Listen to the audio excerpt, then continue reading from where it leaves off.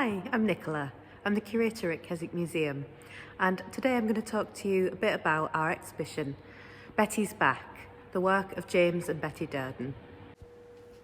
This exhibition is based around some of the star paintings in our collection, paintings of Betty Durden done by her dad, James.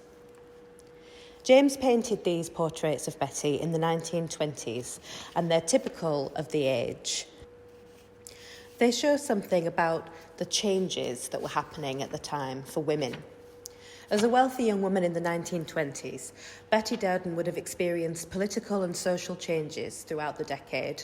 The war and the Spanish flu pandemic led to people who survived wanting to live life to the full, and traditional barriers were broken down as more women went to work, voted, and danced the Charleston in jazz clubs.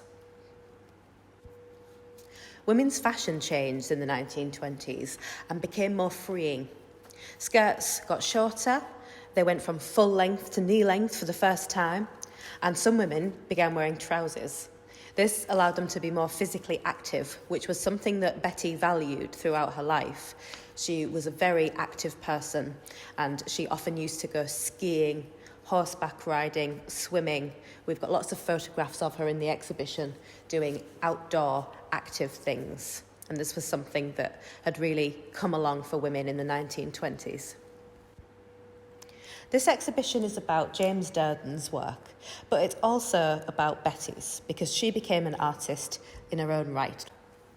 She did lots of watercolours, pencil drawings, and later in her life she did textile designs. So she would print repeating patterns onto paper, which she would then transfer onto fabric.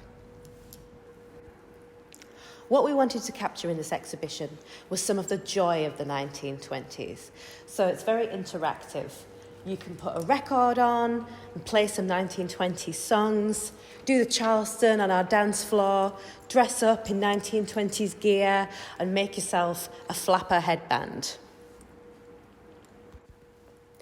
We also have a photo station where you can pose as Betty with a beautiful blue backdrop and your very own chew and take a selfie.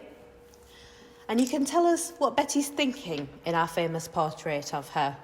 We've had some really interesting ideas, such as, "My thoughts are making me stray away from my book.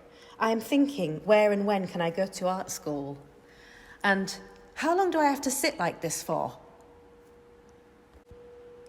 James Durden was known for his portraits, particularly ones of his daughter Betty, who was his favourite model. You can see the detail of James's work in these portraits of his daughter Betty, but also in his other work, like the rural A Country Auction, or June Morning, a portrait of an unknown woman sitting at French windows reading a letter. I'm really excited to be working with you to explore more about the 1920s, and I can't wait to see what films you come up with.